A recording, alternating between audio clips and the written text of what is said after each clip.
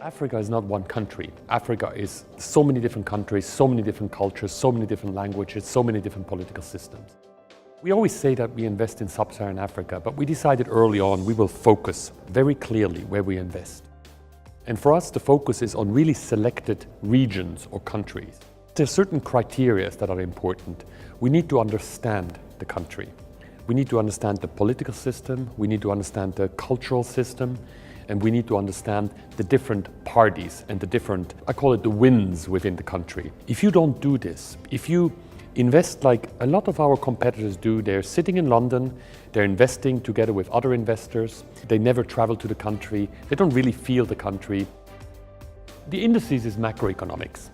It basically shows a comparison of the different countries in Africa. So you have to look at every one of them and compare them. But what it does, depending on understanding the components of the index, it helps you really understand the country. The index is a fresh index. It's a new index. It's an index that brings in other factors for consideration for investment purposes. For example, the index not only considers the rate of economic growth in countries, it also includes the size of the economy and the size of the population.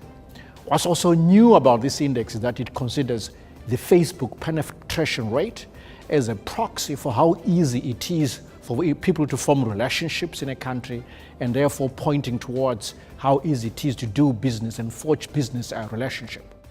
What's also fresh and new about the index is that it allows us to come up with a sense of the risk premium that should be associated with investing in each of these African countries. And by having such a risk premium, one is then able to put a price on deals, on transactions in terms of PE multiples that one encounters from country to country. One thing that came out from this index here that is valuable for Mauritius is the fact that our debt ratio, our debt level is rising in Mauritius, and it's coming to a level that is getting alarming, and we need to avoid that we lose our credit rating with international institutions such as Moody's. We need to look more into the social, political aspect of what drives an economic ecosystem, the stability, the equity that investors are looking at in investing in a country, or using, in our case, Mauritius as a hub for the continent. The African Investment Index gives a different perspective in terms of positioning, in terms of Africa, challenges we are facing, and the different opportunities that's available with regards to where we're positioning ourselves today.